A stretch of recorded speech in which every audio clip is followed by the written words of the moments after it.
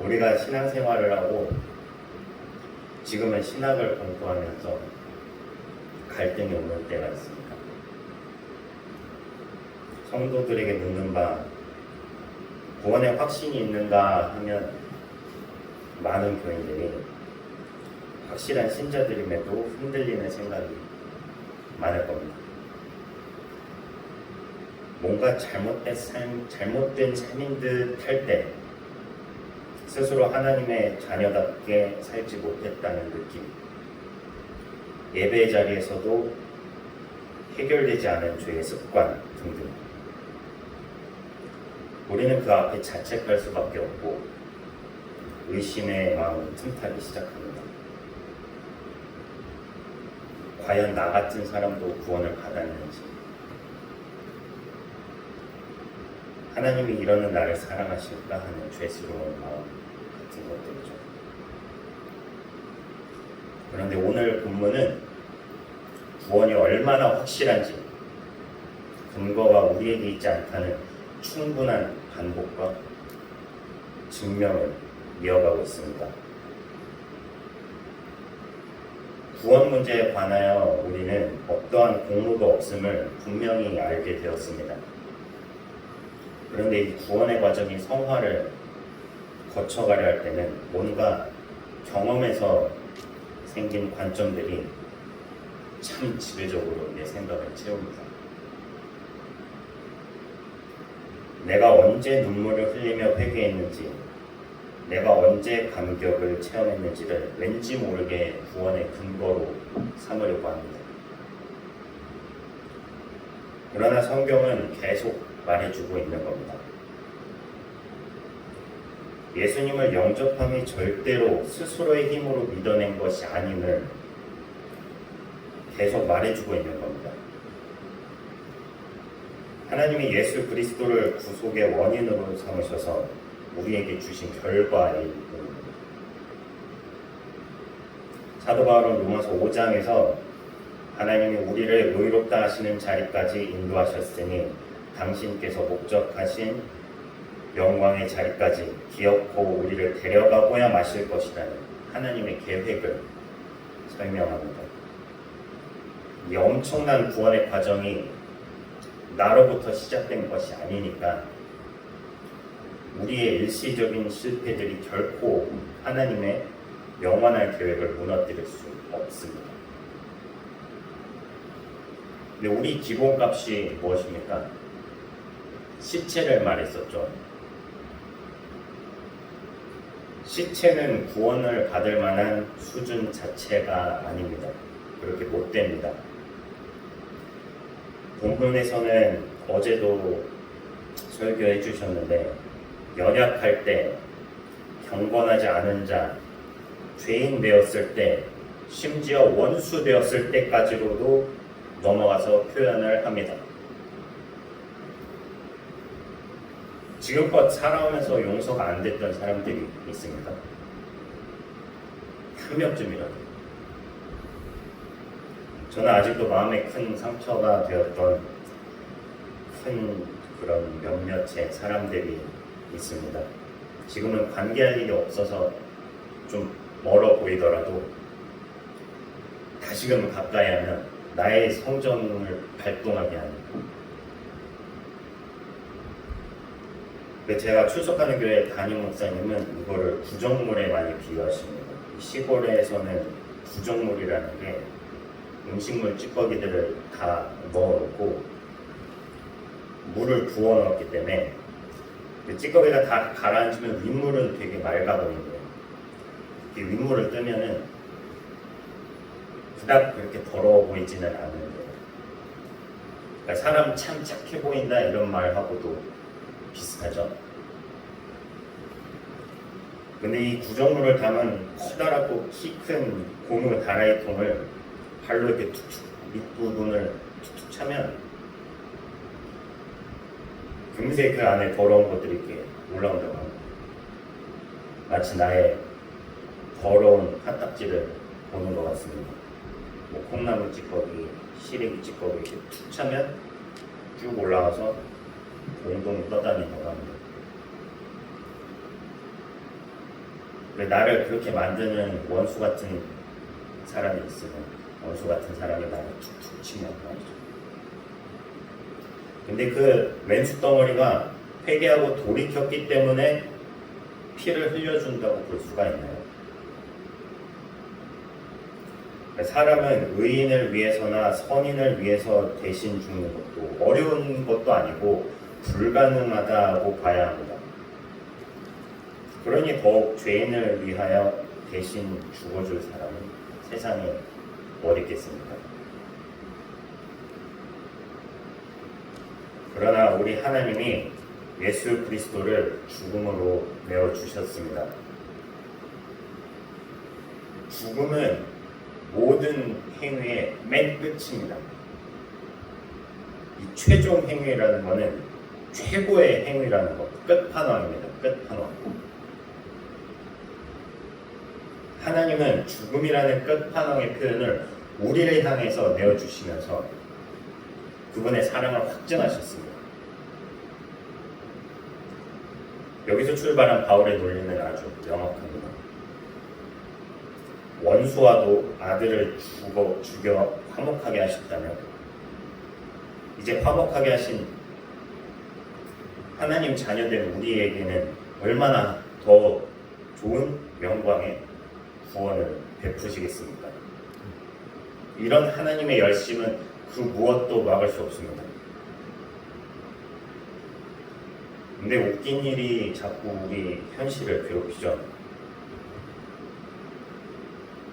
하나님 자녀된 자로서 여전히 한심한 자리에 머무릅니다.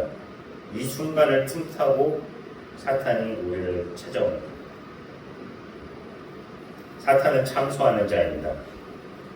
이 참소한다는 표현이 디모데전서 3장 11절에 나오는 참소하다, 헬라어로 디아볼로스입니다. 디아는 무엇의 사이를, 볼로스는 가르다라는 뜻을 가지고 있습니다. 그러니까 디아블로의 역할은 우리 죄를 고발해서 주님과 나 사이를 가려는 겁니다. 주님과의 관계뿐이겠어요. 이웃 간의 관계도 가르는 것이 디아블로의 임무입니다. 너가 그러고도 크리스천이냐? 예수님의 피로 씻고도 또 더럽혔냐? 영치가 있다면 또 용서해달라는 게 가당키 난 소리냐?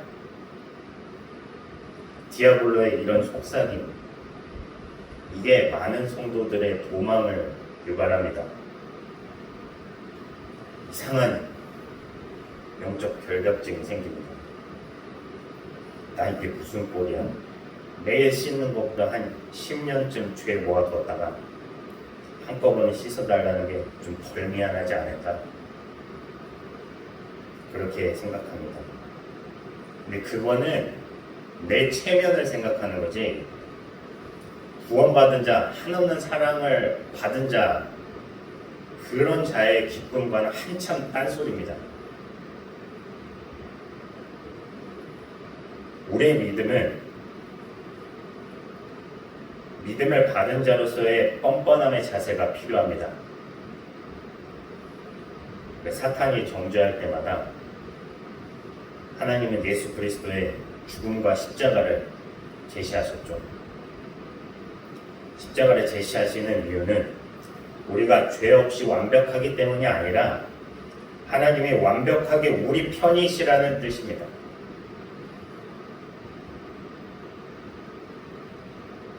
그러므로 예수님을 믿고 난 다음 우리에게 반드시 필요한 신앙의 자세는 뻔뻔한 믿음입니다. 그래, 나 엉망이야. 그래서 하나님이 내 편이신 거야. 어쩔? 이렇게. 그런 뻔뻔함으로 깊은 믿음을 가질 수 있어야 합니다. 나 어차피 한심한 사람이었고 지금은 하나님을 아는 한심한 사람입니다. 달라진 게 있다면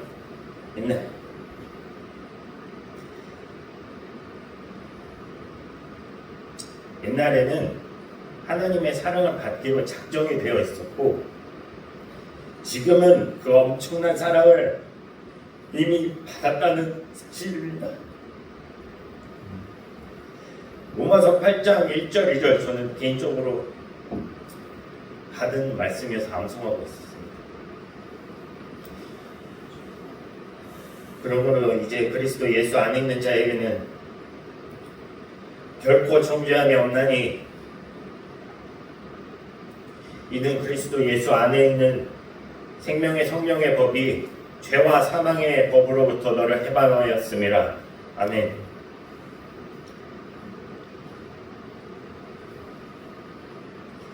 또한 같은 8장에서 마지막에 38절 내가 확신하노니 사망이나 생명이나 천사들이나 권세자들이나 현재일이나 장래일이나 능력이나 높음이나 깊음이나 어떤 피조물이라도 우리 주 예수 그리스도 예수 안에 있는 하나님의 사랑에서 끊을 수 없으리라. 아멘. 여러분,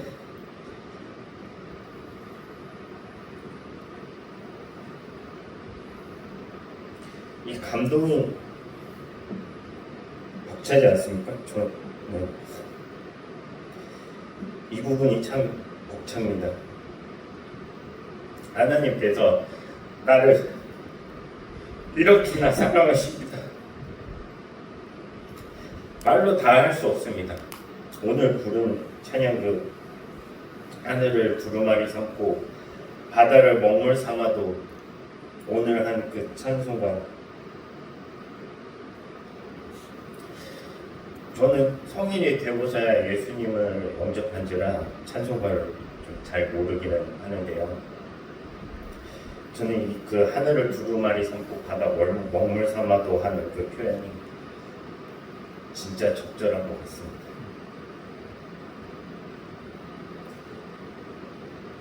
근데 우리가 고백하는 사도신경을 보십시오. 전능하사 천지를 만드신 하나님 아버지를 내가 믿사오며, 이 사도신경의 고백 안에 내 개인적인 경험이나 감정이 있지는 않습니다. 철저하게 하나님이 행하신 거대한 역사적 사실들만 나열되어 있습니다. 이것이 말해주는 것은 우리 믿음이 유한할 수밖에 없는 내 경험을 통해서가 아니라 이미 하나님이 누구신지, 전지전능하신 하나님이 누구신지, 그분이 무엇을 하셨는지를 보여주시는 거고, 우리는 그것을 신뢰하는 것입니다. 신앙이라는 게 내가 가진 경험으로만 비례하는 게 아니라 하나님을 아는 만큼 깊어지는 겁니다. 단지 내 몫을 다하는 것 뿐이지만 우리는 디아노이야, 뜻을 다하여 주님을 알아가고 사랑하는 것입니다. 제가 사랑하는 전도사님 여러분, 내 결단, 내 헌신, 내 거룩행위 성과지표를 재보면 절망할 수밖에 없습니다. 다만 방향을 원래 죄와 사망으로, 그림자 쪽으로 돌리지 마시고 십자가를 바라봅시다. 부끄러워도 됩니다. 사랑스럽지 않아도 됩니다. 체면이 말이 아닌 게 깎여도 됩니다. 부끄럽다고 얼마간은 나 바람피고 있을게 이게 말이 됩니까?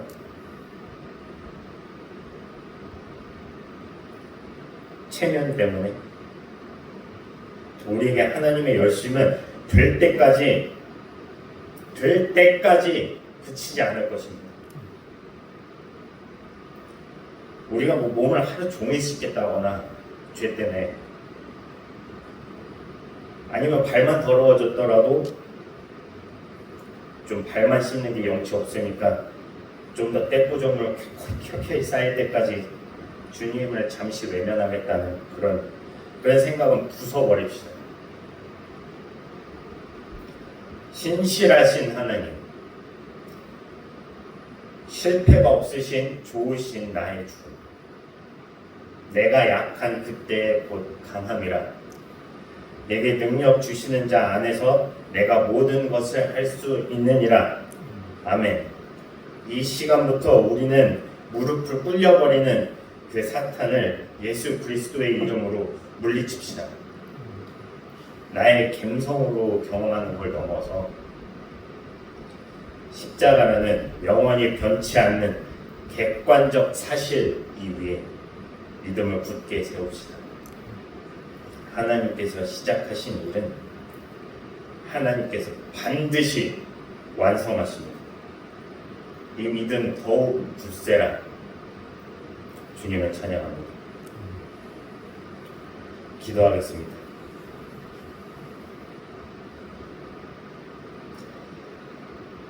감사하신 주님, 나는 아무것도 아닙니다. 내가 무엇을 해내는 조건도 공로도 아무것도 없습니다. 아무 성과가 없는 우리의 연약함과 더욱 마이너스를 치는 현실의 죄성 앞에 마음이 혼잡하고 마음이 어려울 때가 있었습니다. 그러나 주님께서 확증하시는 이 구속 사역이 성령님의 뜨거움과 너무도 성령님의 그 명확함으로 우리 안에 자리하였습니다. 나의 주인 되신 하나님 한 분만을 모십니다. 내가 더럽든 불경건하고 원수 덩어리이든 택하신 우리를 위하여 아들을 십자가에 내어주신 그 크신 사랑에 엎드립니다. 사이를 가르는 악이 우리를 정죄하고 힘들어도 나는 가리라, 주의 길에 가리라, 주님 발자취 따라. 그 길이 금덩어리 길이든 가시밭 길이든 상관없습니다. 전 따르겠습니다. 우리는 오로지 나를 대신하여 죽으시고 부활하신 예수 그리스도를 바라보게 해주세요. 죽기까지 사랑하여 주시는 우리 하나님의 열심을 믿고 따르려는 우리의 마음을 함양하여 주세요. 찬양드리며 구원의 주님이신 살아계시는 예수님의 이름으로 기도드립니다. 아멘.